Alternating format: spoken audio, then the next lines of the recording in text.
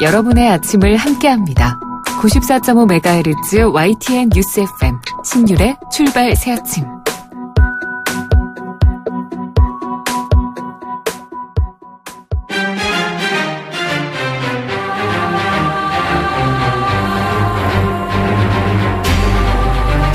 매일 아침을 뉴스로 깨웁니다.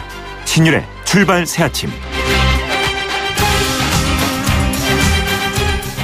어제 있었던 자유한국당 전당대회에서 홍준표 전 경남지사가 새로운 자유한국당 당대표로 선출됐습니다. 새롭게 선출된 홍 대표가 넘어야 할 산, 하지만 만만치가 않죠.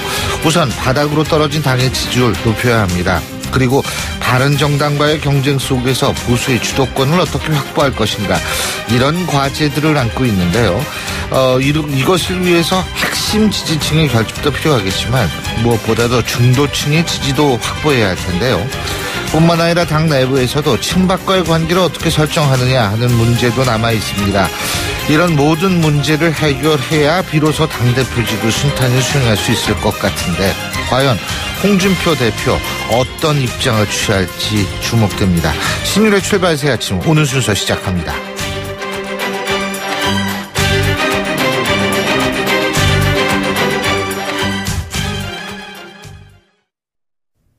YTN 라디오 신율의 출발 새아침. 예, 지금까지 들어온 뉴스 정리해 보겠습니다. 백병규 시사평론가 스튜디오에 나와 계십니다. 어서 오십시오. 안녕하십니까. 예, 문재인 대통령이 어제 남은 마지막 장관 등에 대한 후보 추천을 이제 마무리했죠. 맞습니다. 취임 54일 만에 내각과 그 청와대 수석 인사를 일단 마무리를 한 셈인데요. 산업통상자원부 장관에는 그 백운규 한양대 그 제3공과 대학장을, 보건복지부 장관에는 박능호 경기대 사회복지학과 교수를 각각 내정을 했습니다. 이 장관급인 그 방송통신위원장과 그 금융위원장 후보에는 이호성 성균관대 그 신문방송학과 그 명예교수, 그리고 최종구 한국수출입은행장을 각각 내정을 했습니다. 그리고 이 차관급인 청와대 그 일자리 수석에는 그 반장식 전 기획재정부 차관을, 그리고 경제수석에는 홍장표 부경대 경제학부 교수를 각각 임명을 했습니다. 그렇군요. 이 문재인 정부 내각 구성, 역대 정부 첫 내각 구성에 비해서 이제 특징을 사람들이 많이 꼽는데, 학자 출신이 학자와 정치권 출신이 많고 특정 학교 출신 비율은 줄었다, 이런 평가가 있는 모양이더라고요. 네. 무엇보다 그 캠퍼스 출신들이 가장 많은 게 특징이죠. 네. 17명의 그 장관과 장관 후보자들 가운데 그 12명이 일단 그 캠프 출신이죠. 그래서 이걸 가지고도 이제 여러 가지 말들은 많은데, 어떻게 이제 평가가 될지는 사실은 그 내각 운영을 보고, 평가를 좀 해야 될 것 같죠. 말씀하신 것처럼 우선 그 여성 비율을 보면은 장관 17명 가운데 여성은 4명이었습니다. 23%였죠.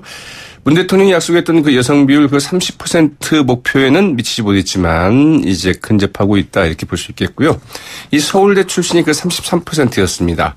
노무현 정부 이후로는 가장 낮은 수치고요. 이 박근혜 정부 때는 그 성시경, 이른바 해서 성대, 고시, 그리고 예, 경기고 출신이 많았다는 얘기인데. 성시경 씨 팬인데 깜짝 놀랐어요. 예. 이 성시경 씨 말하는 건 아니고요. 예. 그래서 그 박근혜 정부 때는 이제 경기고 출신이 꽤 많았는데 무려 그 23.3%나 됐습니다. 그러나 이번에는 그 3%였다고 하죠. 이 고시 출신도 그 16.7%로 좀 가장 낮은 편이었고요. 이 관료 출신 23.3%로 그 노무현 정부 다음으로 낮았습니다. 반면에 말씀드린 것처럼 이 교수 학자 출신이 그 36.7%, 국회의원 출신이 30.0% 높은 편이었고요. 이 지역별 분포를 보면 그 수도권 출신 비율이 그 20%로 상대적으로 낮았습니다.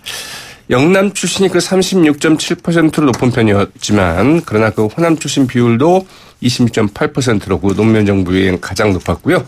이 충청권 출신도 비교적 고른 분포를 좀 보였습니다. 예. 어쨌든 성시경, 고소영 많았죠. 네. 예. 이 인사가 만사라는 차원에서 제가 볼 때는 공평하게 임명하는 것도 중요하고, 또 이 임명된 사람들이 공평하게 일을 잘하는 것도 중요하겠죠.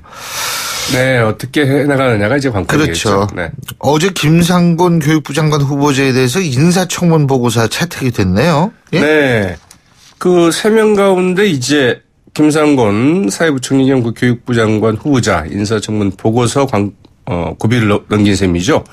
이 문지용 씨 의혹 관련 그 증언 조작으로 그 궁지에 몰린 그 국민의당이 이 청문 보고서 채택독으로 그 입장을 좀 선회를 한 게 결정적인 마지막 채택에 관여했던 이런 부분이죠. 네. 네, 지금, 그 김상곤 후보자가 또 그 광주 출신인 것도 국민의당 그 입장 선회에 영향을 끼쳤다 이렇게 봐야 되겠죠. 어제 오후 열린 그 교문위 그 전체회의, 이 교문위원장이 그 유성엽 의원입니다. 이 국민의당 출신이죠. 그래서 네. 만약 소집을 안 했으면 안 됐던 건데 어떻든 뭐 자유한국당과 바른정당 의원들이 그 이제 그 불참한 가운데 더불어민주당과 그 국민의당이 그 참석을 해서 인사청문 보고서를 채택을 했습니다. 청문 보고서에는 그 적격과 부적격 의견이 같이 변기가 됐고요. 송영무 국방과 그 조대엽 고용노동부 장관 후보자의 경우에는 어제 그 청문 시한을 이제 넘기게 됐는데 청와대는 이제 국회에 그 청문 보고서 그 채택을 그 다시 요청하겠다는 입장이죠. 예. 이는 이제 그 강행 방침 아니냐 이런 풀이를 낳고 있기도 하는데요. 어쨌든 뭐 한 2, 3일 정도 말미가 더 주어질 것 같고요. 그런 다음에 청와대가 문재인 대통령이 어떤 선택을 할지 좀 지켜봐야 될 것 같습니다. 이 국민의당 추가 경정 예산안하고 정부 조직법 개정안, 국민의당이 이 두 가지는 참여하기로 한 모양이더라고요. 네, 어제 그 의원총회에서 이제 이렇게 결정을 했는데요. 이에 따라서 그 더불어민주당과 국민의당, 그 바른정당, 정의당이 그 오늘부터는 이 추경안과 정부 조직법 그 개정안 심사에 그 착수할 예정입니다. 지금 국회 예산결산특위위원장은 민주당에서 맡고 있거든요. 예. 백지원 의원이 맡고 있는데 오는 11일이나 그 18일 국회 본회의에서 그 추경안을 그 처리하는 것이 목표다 이렇게 밝혔습니다. 지금 추경안 심사를 거부하고 있는 자유한국당에서 그 위원장을 맡고 있는 그 상임위원회 같은 경우에는 이 상임위원회에서의 그 추경안 예비 심사를 건너뛰고 바로 애결을 위해서 본인 심사를 해서 본회의로 넘기겠다. 이제 이런 구상을 좀 밝혔다고 해야 되겠죠. 그러니까 지난번에도 저희가 민주당 측하고 인터뷰할 때 이 마지노 라인이 7월까지다. 7월 임시국회다. 추경. 이런 얘기를 했었거든요. 그런 얘기를 많이 하죠. 왜냐하면 이제 9월 되면 바로 정기국회가 열리지 않습니까? 이 추경이라는 게 이게 또 시기가 중요하잖아요. 그렇죠. 이제 하반기 넘어가기 전에 해야 되는데요. 네. 국민의당이 어제 그 문주정 씨 의혹 제복 조작 사건에 대한 자체 진상조사 결과를 발표했는데 결국 이유미 씨 단독 범행이다. 이런 결론인 모양이에요. 네. 예견됐던 결론이기도 한데 과연 이제 그 국민들의 그 불신과 의심을 거둘 수 있을지는 좀 의문입니다. 그리고 이제 국민의당 사태를 내부 수습을 할 수 있을지도 좀 지켜봐야 될 것 같은데요. 어제 검찰에 소환된 그 이준서 전 최고위원 같은 경우에는 그 16시간의 그 조사를 받은 뒤에 그 새벽 2시 42분께 이제 서울 남부지검 그 청사에서 나왔는데 기자들에게는 그 자신은 그 조작된 것임을 전혀 몰랐다. 그 대선 하루 전 이유미 씨의 그 카톡 대화와 관련해서도 그게 조작 사실을 시사하는 것인 줄은 미처 몰랐다. 이렇게 좀 이야기를 했고요. 네. 검찰은 그 이준서 전 최고위원에게 그 오늘 다시 또 이제 불러서 조사를 한 다음에 구속영장을 청구하는 방안도 검토 중에 있다는 소식이죠. 이 대선 때 공명선거 추진단의 그 단장과 수석부단장을 맡았던 김성호 전 의원 그리고 그 김인원 변호사도 오늘 새벽이죠. 각각 그 12시간과 11시간의 조사를 받고 이제 귀가를 했는데 김성호 전 의원은 당시 검증에 최선을 다했다. 제보 내용 자체가 너무 완벽해서 의심할 사안이 아니었다고 이제 그 기자들에게 이야기를 했는데 과연 국민들은 그렇게 생각을 할까 이런 점도 좀 물음표입니다. 예, 이 부분에 대해서는 저희가 잠시 후에 국민의당의 진상조사 단장을 맡았던 김관영 의원 직접 전화 연결해서 입장을 한번 들어보고요. 그리고 제가 오늘 오프닝에서도 말씀을 드렸는데 홍준표 전 지사가 자유한국당은 이제 신임 당 대표가 다시 됐죠. 예? 다시라고 제가 말씀드린 건 예전에 한나라당 대표로 한번 했으니까. 그렇죠. 그렇기도 하려니와 네, 이런 일은 처음인데요. 제1야당이자 제1보수 정당이 불과 2달 전 대선에서 그 참패했던 후보를 다시 당 대표, 즉 당 간판으로 내세운 것도 아주 이례적인 일이죠.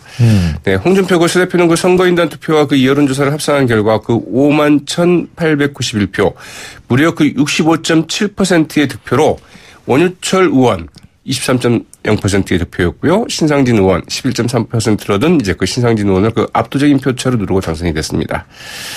홍준표 새 대표 이 취임 기자회견에서 이렇게 이야기를 했네요. 육참골단 자신의 살을 내주고 상대의 그 뼈를 끊겠다. 이런 각오로 스스로를 그 혁신해야 한다 이렇게 이야기를 했는데요.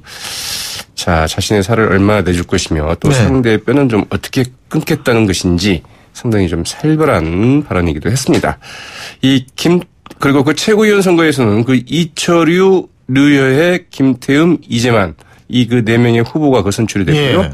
이 청년 최고위원회는 그 이재영 전 의원이 선출이 됐습니다. 예. 이 최고위원 가운데에서는 그 김태훈 의원과 이재만 전 대구 동구청장 이분은 이제 유승민 예. 그 지역구에 진박으로 이제 추천이 됐던 이런 인사이기도 하죠. 그리고 두 사람이 이제 그 친박 출신이어서 앞으로 어떻게 될지 좀 지켜봐야 될 것 같습니다. 알겠습니다. 오늘 말씀 여기까지 듣겠습니다. 고맙습니다. 네, 고맙습니다. 예, 지금까지 백병규 시사평론가였습니다.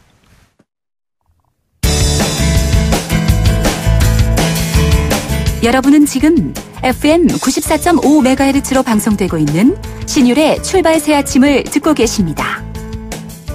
의견 주실 분은 짧은 문자 50원, 긴 문자 100원의 이용료가 드는 휴대전화 문자 메시지 우물정 0945번으로 의견 남기실 수 있습니다.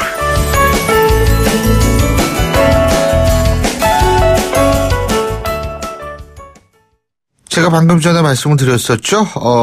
국민의당이 대선 당시 문재인 대통령의 아들 문준용 씨의 취업 특혜 의혹에 대한 증거를 조작했다는 파문인지 엿새 만에 이유미 씨의 단독 범행이었다라는 당 자체 진상조사 결과를 발표했는데요.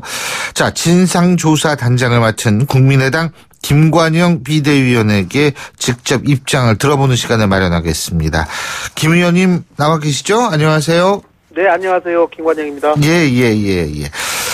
이게 그러니까 이유미 씨 혼자 저지른 일이다. 이런 결론이 내려진 거죠. 국민의당 자체 진상조사위는요. 그죠? 네, 적어도 5월 5일 날 조작된 증거가 언론을 통해서 발표될 때까지는 단독 범행이다. 라고 하는 것입니다.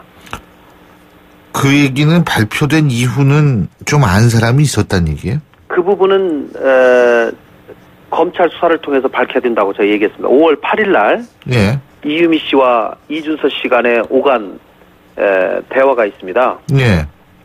그 부분에 관해서 저희가 100% 클리어하게 해석이 안 되기 때문에 그 부분에 관해서는 검찰 수사를 통해서 밝히는 것이 좋겠다라고 예. 저희가 발표를 했습니다. 그러니까 어쨌든 5월 5일 날 발표를 한 거죠. 그러니까 네네. 조작된 증거를. 네, 그렇습니다. 5월 5일까지의 행태는 이유미 씨 혼자다. 네네. 이번에 조사하실 때 말이에요. 좀 네. 미흡한 점이 있고 이런 제약이 있었다 이런 점은 없으셨어요? 많죠. 일단은 이 사건의 가장 핵심은 이유미 씨인데 예. 이유미 씨를 직접 조사할 수가 저희가 없었고요. 아하. 그리고 또 저희가 강제적 수사권을 갖고 있지 못하고 있기 때문에 예. 조사 대상자들이 스스로 자발적으로 제출한 증거 예. 내지는 진술에 근거할 수밖에 없었던 거죠. 그래서 이제 진술에 근거하기 때문에 그런 점은 한계가 있다. 네네. 그렇다면은 이걸 뒤집어서 얘기한다면 국민의당에서 지금 자체 진상조사위에서 내려진 결론도 100%는 뭐합니다만 하여간 뭐 확실하다 이렇게 볼 수 없는 부분도 있는 건가요? 저희 당 입장에서는 예. 지금까지 현재의 상황에서 할 수 있는 최선의 결과를 다해서 예. 국민들께 저희들이 조사한 결과 이런 결과가 있습니다. 예. 라고 빨리 내놓고 용서를 구하는 것이 맞다라고 저희는 생각을 한 거고요. 예. 그 외에 검찰에서 미심쩍은 것이 있다든가 또 저희가 어제 발표를 했더니 많은 언론들이 이런 부분이 석연치 않다, 이런 부분이 석연치 않다라고 얘기도 하는 부분이 있거든요. 예. 그리고 그런 부분도 검찰에서 추가로 더 밝혀지기를 저는 기대합니다. 그러니까 이거는 뭐 잠정 어떤 조사 결과다 이렇게 네, 그럴 수밖에 없습니다. 예. 상황이. 최종적으로는 검찰이 수사해서 결과를 발표할 수밖에 없는 것이고. 자, 그리고 아까 5월 8일 날 이유미 씨하고 이준서 전 최고위원하고 카톡 왔다 갔다 하는 말씀하셨잖아요. 네, 예. 근데 이게 5월 9일이 대선이었으니까 대선 하루 전이죠. 네네. 사실대로 모든 걸 말하면 국민의당은 망하는 것이라고 하셔서 아무 말도 못하겠다. 네. 이게 무슨 의미인지 파악해 보셨어요? 파악했죠. 뭐예요 이게? 갑자기 예. 사실대로 모든 걸 말하면 망한다 이 얘기가 나와서 예. 이제 그 이준서 씨가 이유미에게 물어봤죠. 네가 말하는 사실대로 모든 걸 말하면이라는 말이 도대체 뭔 말이냐. 예. 이게 물어봤더니 이유미 씨가 그것은 서로 자연스럽게 나눈 대화라는 얘기지 그게 폭로라는 것은 아니다. 라는 것으로 대답을 합니다. 그 말이 정확하게 질문에 대한 정확한 답을 한 것도 아니고 비껴가는 거죠. 좀 이상한 얘기가 되는 겁니다. 그래서 이준서 씨는 이 친구가 5월 8일 날 이 새벽에 아침 6시 17분에 온 문자인데요. 이 문자를 왜 갑자기 이런 문자를 보내오는지도 자기는 의심스러웠고 거기에 대해서 바이버로 다시 물어봤더니 거기에 대해서 제대로 답을 못하길래 좀 이상하다라고 하고 더 이상 이것에 대해서는 얘기를 하지 않았다라는 얘기입니다. 근데 제가 궁금한 게요. 예. 사실대로 모든 걸 말하면 국민의당은 망하는 것이라고 하셔서 예. 이 얘기는 뭐냐면 다른 사람이 이유미 씨한테 이런 얘기를 했다는 얘기 아니에요? 이것을 보면은 다른 사람이 아니고 마치 이준서 씨가 어쨌든 제3자 한 거 아니냐라고 하는 그런 의심이 듭니다. 그런데 그 뒤를 보면 자기가 인터뷰를 받고 제보자를 믿어라 라고 하는 또 문자를 또 보냅니다. 그 다음 날 이준서 씨가 그 소위 카톡 캡처방에 나와 있는 대화자들이 있지 않습니까? 제보자 이유미 씨에게 제보를 한 것으로 생각되는 그 2명에게 그 제보자들을 믿으면 된다. 그 사람들이 가서 사실대로 얘기하면 된다. 라고 하는 문자를 그 다음날 또 보냅니다. 이준서가.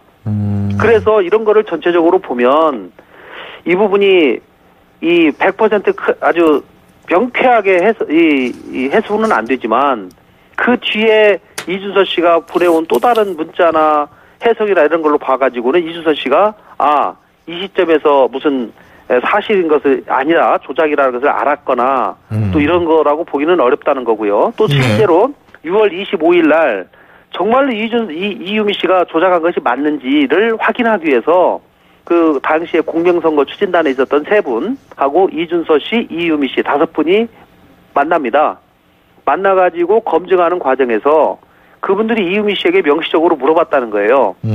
자, 당신은 이준서 씨가 내가 조작된 것을 알았을 것이다 라고 계속 이유미 씨가 주장을 하는데 그렇다고 하면 그렇게 주장하는 근거가 뭐냐.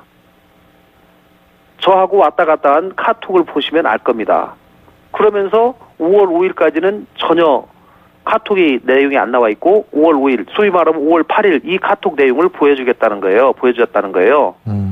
그러면 5월 5일 이전의 카톡은 어떻게 보면은 이유미에게는 대단히 불리한 증거거든요.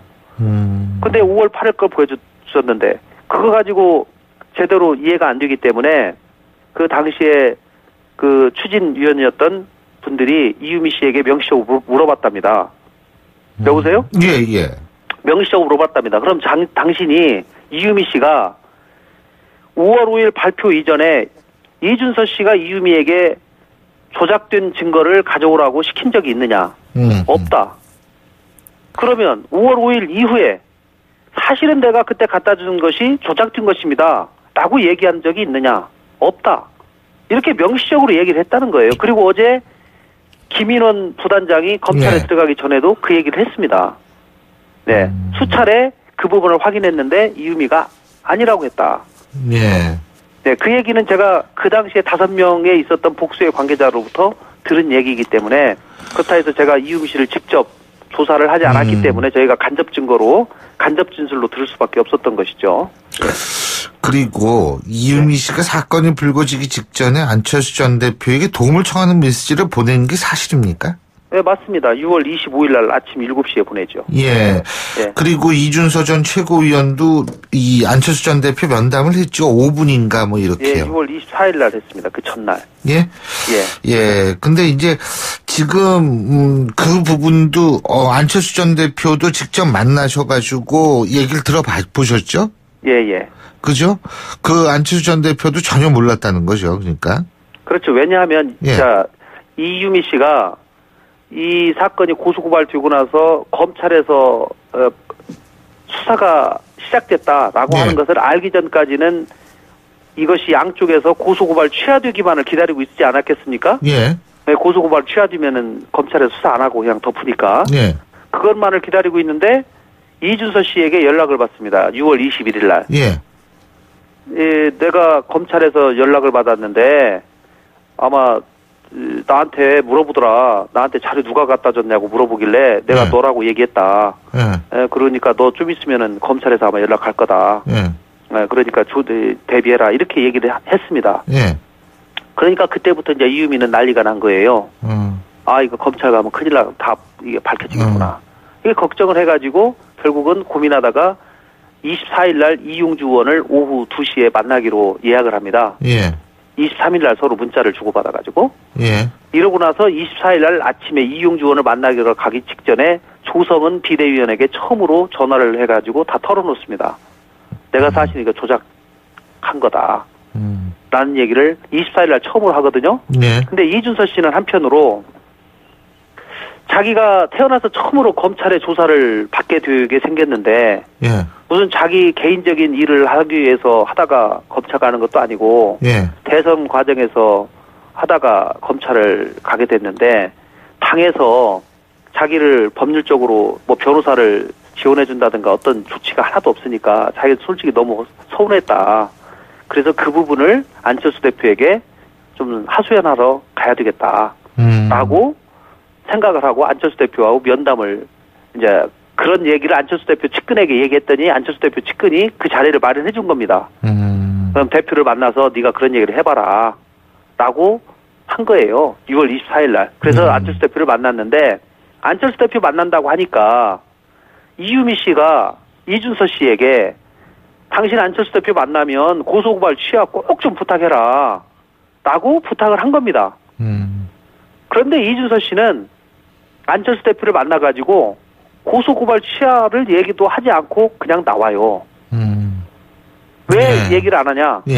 자기는 고소고발 취하가 그렇게 급박하지 않았다고 자기는 생각을 했다. 그때까지도 자기는 이게 사실이기 때문에 사실이면 그분들이 좀 불편하겠지만 익수님이나 박미주라는 사람이 좀 불편하겠지만 그분들이 가서 우리 사실 이렇게 카톡에서 대화한 거 맞다. 그리고 당시에 이런 상황에서 내가 그거를 이유미에게 전달했다. 라고 하는 얘기를 정상적으로 가서 진술을 해주면 이 문제는 깨끗하게 끝날 문제라고 생각했기 때문에 자기는 좀 불편하기는 하지만 이 문제가 이렇게 심각하다고 생각을 안 했다. 그래서 안철수 대표에게 고소고발 취하 얘기도 하지도 않았고 이유미 얘기도 꺼내지도 않았다. 라는 얘기입니다. 어쨌든 지금 여쭤볼 건 되게 많은데 이 검증이 충분하게 이루어지지 않았다는 부분도 상당히 궁금하거든요. 지금 와서 생각해보면 어떻게 그런 것을 제대로 검증하지 않고 일단 제보자는 만나야 되는 게 상식이다 이런 얘기들을 많이 하거든요. 상식입니다. 그리고 그 만나야 된다는 것을 수차례 주장을 했고요. 검증팀에서 얘기를 했는데 당시에 이 문건을 가져온 이준서 씨가 이제 그 당시에는 이유미가 나타나지도 않습니다. 왜냐하면 이준서 씨에게 검증팀에서 당신에게 이 자료를 준 사람이 누구냐. 소위 말하면 이유미의 존재에 대해서 수차례 물어봤는데 이준서가 끝까지 대답을 안 합니다. 왜 대답을 안 하냐? 저는 그렇게 생각합니다. 자기가 이거를 주도했다라고 하는 공명심에서 있을 수도 있다고 생각하는데 이준서 씨가 이렇게 얘기를 했습니다. 그 검증팀에 내가 믿을 만한 정말 신뢰할 만한 여자분이다. 그리고 벤처기업가다. 그리고 이 사람은 정말 신뢰해도 된다. 나의 명예를 걸고 얘기하니까 그분은 자기가 노출되기를 원하지 않기 때문에 정말 용기를 내서 나에게 자료를 갖다 줬기 때문에 그분은 안 물어봤으면 좋겠다. 그러면은 이유면은 예를 들면은 노출이 안 된다 하더라도 그 직접 카톡 대화방에 나오는 그 두 명에 대해서는 인적 사항을 확인하고 그분하고 직접 통화를 해야 하는 것이 통상적인 언론의 관행이거든요. 그래서 언론에서 그걸 요구합니다, 실제로. 요구해서 그거를 이준서가 요구를 해요, 이유미에게. 그 사람들 인적 사항 줘라. 얘기했는데 이유미가 뭐라고 얘기를 하냐면 그분들이 지금 파슨스 졸업하고 대기업에 다니는데 지금 엄청나게 용기를 내서 이 카톡방에 있는 대화방까지 여기까지는 우리에게 줬는데 더 노출되면 그분들에게 기자들한테 전화가 가기 시작하면 그분들이 신분이 노출돼가지고 회사 다니기 어렵습니다. 그러니 도저히 그분들 전화번호는 줄 수가 없고 대신 그분들 이메일을 줄 테니 그 이메일로 기자들이 궁금한 사람들이 이메일을 보내면 답을 해준다고 하니 그렇게 합시다. 이렇게 타협을 해요. 그러니까 믿을 수밖에 없죠. 그리고 실제로 이메일을 확인해 보니까 맞고. 어쨌든 좀 이 부분 이런 부분들에 대해서 이제 아까도 말씀하셨습니다만 잠정적 결론이기 때문에 검찰 수사 네. 결과를 좀 더 지켜봐야겠죠. 예. 네네. 잘 알겠습니다. 오늘 말씀 잘 들었습니다. 고맙습니다. 네, 고맙습니다. 지금까지 국민의당 김관영 진상조사단장이었고요. 신율의 출발 새 아침 1부 순서 여기서 줄입니다. 잠시 뒤 2부에서 뵙겠습니다. 소통의 아침을 여는 공정한 목소리. 신율의 출발 새 아침. 신율의 출발 새 아침 2부 순서 먼저 광고부터 듣겠습니다. 예, 7시 48분 09초 지나고 있는데요. 자, 화요일 아침이죠. 지금 교통 상황 알아보겠습니다. 김정윤 캐스터. 네, 출발 새 아침 교통정보입니다. 국회대로 사고가 발생을 했습니다. 신월에서 목동교 쪽이고요. 경인 두 번째 지하차도 1차로에서 승용차 추돌 사고 처리 작업을 하고 있습니다. 이 두 개 차로 중에 한 개 차로가 막혀 있다 보니까 뒤쪽으로 정체가 심한 상황인데요. 신월 부근에서 이 사고 지점까지 시속 20km 미만으로 정체입니다. 그렇다 보니까 뒤쪽으로 이어지는 경인고속도로가 서울 쪽으로 가는 길, 부천에서 신월까지 3km 구간 정체입니다. 현재 국회대로 이용해서 인천으로 가는 길은 목동교 위에서 정체가 되고 있는 상황이고요. 경인고속도로 인천 쪽으로는 부평에서 서인천까지 4km 구간 밀립니다. 서방안선도로는 외곽으로 가는 길은 양평교에서 오목교, 철산대교에서 금천교까지 주춤하고요. 도심 쪽으로는 신정교에서 목동교 지날 때까지 짧은 구간에서만 밀립니다. 오늘 내부순환로 소통 상황이 그나마 여유가 있는 편인데요. 성수동 쪽으로는 홍지문 터널 앞두고 잠깐 서행이고요. 반대편 성산대교 쪽으로는 기름램프부터 정릉램프, 다시 연희램프 부근에서만 밀립니다. 출발 새 아침 교통정보였습니다. YTN 라디오 신율의 출발 새 아침. 문재인 정부의 첫 부동산 대책, 일명 6.19 대책이 마련된 지 딱 2주 만이죠. 어제 본격적으로 막을 올렸는데 서울 전역을 비롯해서 경기, 부산의 일부 지역하고 세종시를 포함한 총 40곳에서 대출 규제가 시작이 됐습니다.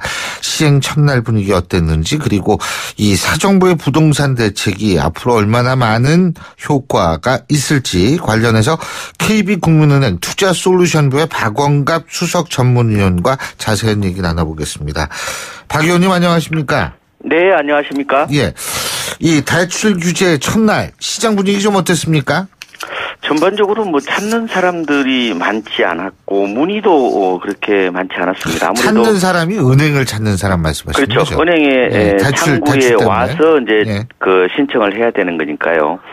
그래서 이제 대출 수요가 있는 고객들이 그 규제가 이제 강화되기 전에 미리 이제 신청을 하지 않았느냐. 네. 이러다 보니까 막상 이제 시행 첫날은 은행 창구가 이제 썰렁했다 이렇게 말씀을 드릴 수가 있겠습니다. 네, 그러면 효과가 좀 있었네요, 그죠? 그렇다고 봐야죠. 네. 근데 그 규제 들어가기 직전까지는 대출이 확 몰렸을 것 같은데 말이에요. 오히려 그렇죠. 역으로. 지난달에 네. 은행권 주택담보대출이 네. 크게 늘었고요. 6대 은행의 지난달 기준의 주택담보대출 잔액을 보면은 383조 정도가 되는데 그 전달이죠. 전달 대비 한 2조 7천억 정도가 늘었고 이거는 지난해 11월 이후에 뭐 월간 증가폭으로서는 이제 가장 많은 거다 이렇게 보고 있습니다. 그냥 막타자 뭐 이런 심리가 아무래도 대출로 이제 몰렸다 이렇게 분석을 하고 있습니다. 근데 지난 주말에 모델하우스에 엄청 몰렸다는데 이건 또 뭐예요? 한 두 가지 정도로 말씀드릴 수 있을 것 같고요. 원래 이제 그 강화되는 그 LTV DTI 규제가 아까 말씀하신 것처럼 그게 어제부터 적용이 됐잖아요. 근데 그 기준이 입주자 모집 공고일로 따지는 겁니다. 그러니까 지난주 말에 견본주택을 열었다는 것은 어떻게 보면은 입주자 모집 공고일이 그 이전에 될 수 있을 것 같고요. 그러니까 여기는 LTV DTI의 규제에 해당이 안 된다 이 말씀이시는 거죠. 그러다 보니까 많이 몰렸다 이렇게 보시면 될 거고. 또 하나는 요사이 보면 인기 단지가 워낙 많다 보니까요. 이 실수요자들이 분양을 받기 위해서 많이 몰린 게 아닌가 이렇게 보고 있습니다. 왜냐하면은 전매 제한이 강화된 강북 같은 데 있잖아요. 예. 이런 데도 모델하우스 펜트하우스, 견본주택에 사람들이 많이 몰리는 걸 보면은 역시 새 집에 대한 어떤 선호, 이런 어떤 요구들이 많이 반영되고 있다 이렇게 분석을 하고 있습니다. 예, 그렇군요. 근데 이 LTV DTI가 이제 LTV는 70에서 60, 그죠? DTI는 60에서 50으로 이제 각각 줄어들었죠. 그죠? 그렇습니다. 그러니까 돈 빌리기가 이제 그만큼 어려워진 건데, 예. 근데 지금 이런 LTV DTI 대출 한도 낮춘 것 외에 또 다른 어떤 그런 변화나 그런 건 없습니까? 그 대책은? 지금 기존에 이제 아파트를 살 때에 적용한 거 외에도 새로 분양을 받지 않습니까? 예. 그러면은 집단 대출을 이제 일반적으로 받거든요. 예. 그런데 이때에 이제 잔금 대출이 있습니다. 이제 입주할 때 그때의 DTI가 이제 50%로 새로 적용되는 이런 부분이 있고요. 예. 그리고 요번에 이제 청약 조정 지역이 40곳이라고 말씀을 하셨잖아요. 예. 그러니까 종전에는 37곳이었는데 3곳이 더 늘어났죠. 부산하고 부산 일부하고 광명 이런 쪽이 이제 해당이 되었는데 이들 지역에서는 이제 청약을 할 때 1순위가 되는지를 잘 보셔야 돼요. 네. 그러니까 1순위는 세대주이어야 된다는 거. 그다음에 5년 안에 세대주와 세대원 모두 합해서 당첨된 적이 없어야 된다는 거. 그다음에 집이 두 채면은 이제 1순위가 안 된다는 거. 예. 이 부분을 꼼꼼히 따진 뒤에 이제 청약을 해야 된다. 이런 게 좀 주의를 해야 될 부분이다. 이렇게 말씀을 드립니다. 그렇군요. 청약 지금 하셨는데 이게 앞으로 청약 시장이라든지 이런 쪽이 어떻게 될 거라고 보세요? 이렇게 강화가 돼 있는 상태에서. 전반적으로 이제 규제가 강화되면은 투기적 수혜라고 그러죠. 굳이 시세 차익을 위해서 이렇게 나서는 청약자들이 줄어들 수밖에 없거든요. 예. 그러면은 경쟁률이나 계약률이 좀 낮아질 것으로 예상이 되는데 다만 아까 말씀드린 청약 조정 대상 지역에서는 통장을 한번 쓰면은 5년 동안 사용을 할 수가 없습니다. 그러면 이왕이면 인기 지역 쪽으로 몰리겠죠. 그러니까 전반적으로 경쟁률이나 청약률은 낮아지겠지만 그 가운데서 이제 인기 지역으로 쏠리는 상대적 양극화 이런 것들이 좀 더 심해지지 않을까 이런 생각들을 해보고 있습니다. 그럼 기존 주택 시장은 어떻게 될 거라고 보십니까? 기존 주택 시장은 당분간 숨고르기 쪽으로 갈 수밖에 없거든요. 예. 그러니까 아무래도 이제 목돈이 좀 많이 들어가는 측면도 있고 그리고 규제책이 이제 계속해서 나올 거로 보이거든요. 그래서 다음 달이나 아니면 8월에 주로 가계부채 관리 방안 대책이나 2018년 세법 개정안이 아무래도 이제 발표가 되면은 그게 주택 시장에 그렇게 부양이나 거래 활성화 쪽 얘기들은 아닐 거라고 보고요. 시장을 약간 진정시키거나 안정시키는 쪽으로 대책들이 나온다면은 소유자 입장에서는 조금 관망하는 그런 모습들이 나타나지 않을까. 실제로 지금 강남 같은 경우 보면은 거래가 안 되고 있고요. 한 달 전에 비해서 많이 떨어진 데는 한 5천만 원 정도 그렇게 떨어졌지만 거래는 거의 안 되고 있는 상황입니다. 지금 그러니까 거래가 많이 줄고 있는 거는 사실이군요. 그렇습니다. 예. 그거 지금 LTV DTI 말고 추가적으로 이제 정부에서 또 가계부채 대책을 8월 달에 내놓는 거죠. 그죠? 그렇습니다. 예. 그럼 이것도 이제 굉장히 예의주시하고 봐야겠네요. 그게 더 큰 변수다 이런 얘기를 하는데요. 근데 과연 이게 어느 쪽으로 이게 대책들이 나올지 이 부분은 이제 관심거리인데요. 예. 단지 이게 주택만 해당이 될 거냐 아하. 아니면은 이런 수익형 부동산이라고 하는 이런 상업용 부동산까지 대출 규제를 할 것이냐 이런 부분들은 막상 뚜껑을 열어봐야 되겠지만 보도를 보면요. 이런 주택뿐만 아니라 이런 비주택 부분에 대해서도 좀 대출 규제를 하지 않겠느냐 이렇게 보고 있고 그래서 지금 베이비 부모 분들이 뭐 이런 상가주택이라든지 상가 사서 이제 노후 준비하려는 분들이 계신데 아무래도 좀 대책을 보고 난 뒤에 결정하시는 게 좋지 않을까 이런 생각도 해보고 있습니다. 그리고 금리도 올라갈 것 같거든요. 예. 그렇죠. 금리도 이제 아무래도 그렇죠. 미국이 올리면 뭐 어느 정도 따라갈 수밖에 없는 측면이 있을 것 같습니다. 예, 잘 알겠습니다. 오늘 말씀 여기까지 듣겠습니다. 고맙습니다. 네, 고맙습니다. 지금까지 KB국민은행 투자솔루션부의 박원갑 수석전문위원이었습니다. 신율의 출발 새 아침 2부 순서는 여기서 줄입니다. 전 8시 10분 3부에서 뵙겠습니다.